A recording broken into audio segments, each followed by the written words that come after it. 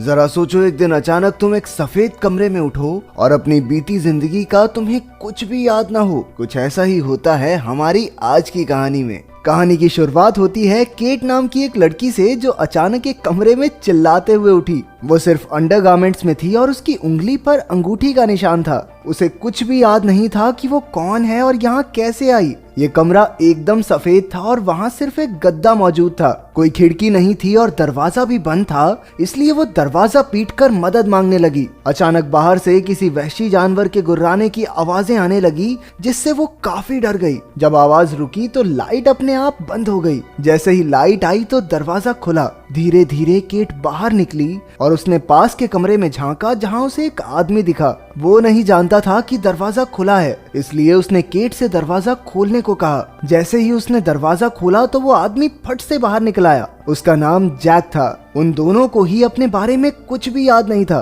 दोनों इकट्ठे आगे बढ़ने लगे और अंत में एक बंद दरवाजे पर पहुंचे। तभी केट को दूसरी तरफ एक कमरा दिखा, जिसमें से चार्ली और स्टेसी बाहर आए। बात करके पता चला कि सबकी हालत एक जैसी है। आखिरकार सबने अपनी अपनी तरफ जाकर बाहर निकलने का रास्ता ढूंढने का फैसला किया। फिर जैक और केट को एक खुफिया कमरा मिला, जिसमें एक अजीब सा ताबूत था। उसी वक्त उन्हें जानवर की आवाज के साथ साथ किसी के दरवाजा पीटने की जोरदार आवाज सुनाई दी। उधर चार्ली और स्टेसी को एक कमरा मिला, जिसमें कुछ किताबें और एक ब्लैक बोर्ड था। चलते चलते वो अंधेरी सीढ़ियों तक पहुंचे, जहां स्टेसी काफी डर गई, इसलिए चार्ली अकेला ही आगे बढ़ने लगा। जल्द ही वो एक स्विमिंग पूल के पास पहुंचा, जहां एक लड़की तैर रही थी। वहीं डरते डराते उसके पीछे स्टेसी भी आ गई। इस लड़की का नाम एम्बर है। उसने उन्हें देख लिया और अपने पास बुलाया। चार्ली ने उससे कुछ जानने की कोशिश की, लेकिन पता चला कि उन सब की तरह वो भी कुछ नहीं जानती थी। फिर एम्बर ने उन्हें पलटने को कहा ताकि वो कपड़े बदल सके। जैसे ही वो मुड़े, चार्ली को अचानक उसकी परछाई में कुछ अजीब सा दिखाई दिया।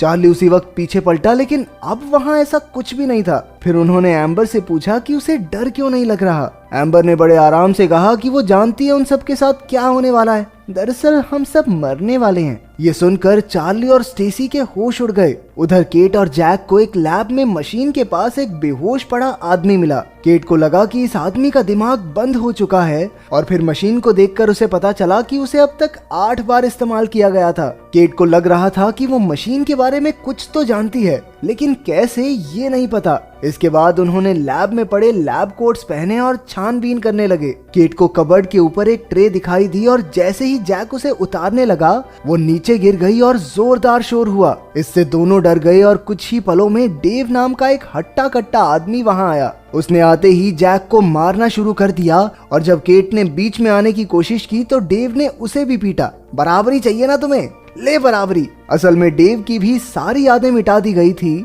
और उन दोनों को लैब कोट्स में देखकर डेव को लगा कि वो लोग साइंटिस्ट हैं। फिर उसने केट का गला घोटने की कोशिश की, लेकिन केट ने उसे दिखाया कि उन सब ने एक जैसे अंडरगारमेंट्स पहने हैं। आखिरकार डेव ने उसे छोड़ दिया। उसने कहा कि जब से वो कमरे में बिना यादों के उठा है, उसका दिमाग खराब हो गया है। केट ने उसे समझाया कि उन्हें मिलकर ही वहां से निकलने का रास्ता ढूंढना होगा। इस पर डेव को याद आया कि कॉरिडोर के आखिर में उसे एक दरवाजा मिला था, जिसमें इलेक्ट्रॉनिक लॉक है। अचानक कमरे में एक परछाई डेव की ओर बढ़ने लगी, और उसने डेव की छाती में तेजी से वार कर दिया। केट और जैक डरकर उसी वक्त वहां से भागे, और उन्होंने पीछे मुड़कर देखा कि परछाई ने डेव को पूरी तरह जकड़ लिया था। वो दोनों आखिर तक भागते रहे और परछाई उनका पीछा करती रही, लेकिन वो उस बंद दरवाजे पर जाकर रुक गए। उन्होंने हिम्मत नहीं हारी और मार मार कर ताला तोड़ डाला। जैक और केट बड़ी मुश्किल से उस कमरे में घुसे और परछाई से बच गए। इस चक्कर में जैक की बाजू छिल गई, जिसके बाद केट ने बड़े ध्यान से उस पर पट्टी कर दी। कुछ देर बाद दोनों कमरे से बाहर निकले और उन्हीं सीढ़ियों तक पहुंचे।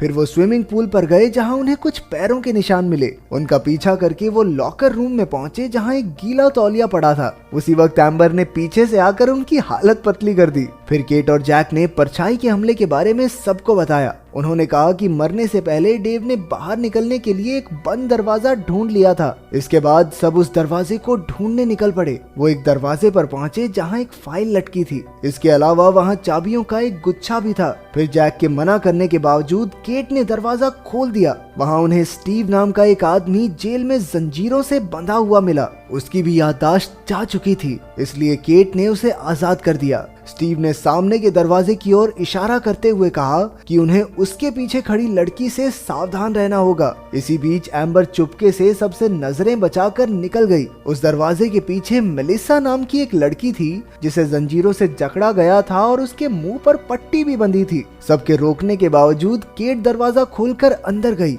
उसी वक्त सबने देखा कि वो परछाई स्टीव के पीछे थी, लेकिन ऐन वक्त पर वो नीचे झुक गया और परछाई के वार से बच गया। उधर मेलिसा ने कमरे का बल्ब फोड़ दिया जिससे वहां एकदम अंधेरा हो गया। तभी जैक ने बाकी तीनों को भगा दिया और केट और मेलिसा को बचाने लगा। केट तो बाहर आ गई, लेकिन मेलिसा का खून से सना शरीर वहीं रह गया। केट को काफी पछतावा हुआ कि वो मेलिसा को बचा नहीं पाई, लेकिन जैक उसे तुरंत भगा लाया। उधर स्टीव ने एम्बर को ढूंढ लिया और जैक ने पूछा कि वो अचानक कहाँ चली गई थी। तो एम्बर ने फिर से कहा कि यहाँ काम करने वाले सभी लोगों की तरह वो सब भी मारे जाएंगे। तभी अचानक चार्ली बोलने लगा कि उन्हें कुछ भी याद क्यों नहीं है, और सब एक दूसरे पर शक करने लगे कि कोई ना कोई तो सच जरूर जानता होगा। लेकिन केट ने सबको शांत किया। फिर उसकी नजर एक और दरवाजे पर पड़ी। जैसे ही उसने चाबी लगाई, दरवाजा खुल गया। अंदर उन्हें 8 फाइल्स और 8 लॉकर्स मिले जिसमें उन सब की जानकारी थी। वो सब बिल्कुल ही अलग अलग प्रोफेशंस के लोग थे। कोई डॉक्टर, इंजीनियर, गैंगस्टर और न जाने क्या क्या। मेलिसा इस बिल्डिंग की नर्स और डेव वहाँ का गार्ड था। फिर उन्होंने अपने लॉकर्स से निकालकर कपड़े बदले। वहीं स्टीव को डेव के लॉकर में एक बंदूक मिल गई। अब जिसकी लाठी उसकी भैंस। तो बंदूक आते ही सब स्टीव के पीछे चल दिए। रास्ते में उन्हें एक फोन बजने की आवाज सुनाई दी, लेकिन दरवाजा बंद था और कोई चाबी भी नहीं थी। फिर एम्बर उन्हें अपने कमरे में ले गई जो बाकी सबसे काफी अलग था। वहाँ बढ़िया बेड, लाइटें, गुड्डा और शीशा भी था। उन्हें फिर से शीशे के पीछे फोन की आवाज आई, इसलिए स्टीव ने शीशे पर गोली मारी और टेबल से शीशा तोड़ दिया। फिर वो सब अंदर पहुंचे, लेकिन तब तक फोन बंद हो गया था। वहाँ की हर दीवार खून से सनी थी। फिर चार्ली ने कंप्यूटर में देखकर बताया कि वो सब डॉक्टर फ्रेडरिक मैंगर की बिल्डिंग में है। असल में डॉक्टर फ्रेडरिक ने एक ऐसी मशीन बनाई है जो लोगों की याददाश्त मिटा सकती है। सबसे पहले एम्बर पर इसका इस्तेमाल हुआ था जिसे एक दिमागी बीमारी थी। चार्ली ने बताया कि मशीन 8 बार इस्तेमाल हुई है और उसका आखिरी पेशेंट जैक था, लेकिन 8वीं बार में मशीन में कुछ गड़बड़ी हो गई थी। और तो और केट के बारे में तो कोई जानकारी ही नहीं थी। वहाँ का नक्शा देखकर केट ने कहा कि उन्हें इलेक्ट्रॉनिक दरवाजे से ही बाहर निकलना होगा। इस पर हमारे इंजीनियर भैया चार्ली ने कहा कि अगर लाइट चली जाए तो दरवाजा खुल जाएगा, लेकिन इसके लिए उसे 2 कंप्यूटर्स की जरूरत होगी। लेकिन स्टीव ने कहा कि अंधेरे में परछाई उन पर हावी हो सकती है। हालांकि सबने लैब वाले कंप्यूटर का इस्तेमाल करने का फैसला किया और एम्बर चार्ली के साथ वहीं रुक गई। लैब में उन्होंने देखा कि डेव की लाश गायब थी। तभी केट ने सोचा कि मशीन तो सिर्फ 8 बार इस्तेमाल हुई है, लेकिन बेहोश आदमियों को मिलाकर तो कुल 9 लोग बनते हैं। इसका मतलब अब तक एक इंसान झूठ बोल रहा था। स्टीव को लगा कि चार्ली झूठा है, इसलिए वो दरवाजे की असलियत पता करने गया। वहीं केट ने बेहोश आदमी की पट्टी देखी तो उस पर जैक रॉबर्ट्स लिखा था। तब उसने नकली जैक से उसकी असलियत पूछी, लेकिन उसने कहा कि मैं तो सिर्फ दिमागी बीमारी वाले लोगों की मदद कर रहा था, इसमें गड़बड़ हो जाएगी मुझे क्या पता। असल में असली जैक का दिमाग पहले से ही बंद था, इसलिए जब मशीन उसका दिमाग नहीं ढूंढ पाई तो उसने जैक की रूह निकाल दी। और इसी तरह जैक की रूह अब वो परछाई बनके बाकी लोगों की जिंदगियां छीन रही है। फिर जैक ने कहा कि उसी ने सारे रास्ते बंद किए हैं ताकि किसी भी हालत में परछाई बाहर ना आ सके। असल में वही डॉक्टर फ्रेडरिक है और केट उसकी पत्नी। उसने बताया कि मेलिसा उसके आइडिया के खिलाफ थी, इसलिए उसने जाकर स्टेसी को बता दिया और इसी वजह से फ्रेडरिक को अपनी रिसर्च के लिए पैसे नहीं मिले। उसने मजबूरन उन दोनों की याददाश्त मिटा दी, लेकिन चार्ली और डेव को भी ये पसंद नहीं आया, इसलिए उसने इनका भी दिमाग साफ कर दिया। वहीं केट भी उसके खिलाफ हो गई थी, इसलिए केट के साथ भी उसने यही किया। इसके बाद जब स्टीव लौटा तो फ्रेडरिक ने उस पर हमला कर दिया, लेकिन केट ने पीछे से वार करके फ्रेडरिक के छक्के छुड़ा दिए। वहीं चार्ली ने वो इलेक्ट्रॉनिक दरवाजा खोलना शुरू किया। जैसे ही लाइट गई, चार्ली और एम्बर पूल के पास आ गए। तभी परछाई ने उन पर हमला कर दिया और दोनों पूल में कूद गए। जब परछाई नहीं दिखी तो चार्ली बाहर आ गया, लेकिन एम्बर को लगा कि ये राक्षस पानी से डरता है। उसी वक्त परछाई ने पानी के अंदर से एम्बर को घेर लिया और उसे पूरी तरह निगल गई। चार्ली बड़ी मुश्किल से जान बचाकर भागा। उधर फ्रेडरिक बेहोशी से उठा और केट और स्टेसी को ताबूत वाले कमरे में ढूंढ लिया। अचानक दरवाजा बंद हुआ और परछाई वहां आ पहुंची। स्टेसी डरते हुए ताबूत में लेट गई, लेकिन ढक्कन बंद होते ही उसका नामो निशान मिट गया। वहीं फ्रेडरिक बाहर के दरवाजे पर पहुंचा, लेकिन ऐन वक्त पर स्टीव उसे पकड़कर पीटने लगा। जैसे ही स्टीव जाने लगा, फ्रेडरिक ने उसे गोली मार दी, लेकिन वो खुद भी ज्यादा दूर नहीं जा पाया क्योंकि पीछे से परछाई ने उसका काम तमाम कर दिया। वहीं चार्ली ने केट को बचाया और दोनों आखिरी दरवाजे पर पहुंचे, जहां उनका सामना उस परछाई वाले राक्षस से हुआ। फिर उन्होंने टॉर्च की रोशनी की मदद से उसे पार किया और बाहर निकल गए, लेकिन उनके साथ साथ वो राक्षस भी बाहर आ गया। केट और चार्ली अब एक घने जंगल में थे और चारों ओर खूब अंधेरा था।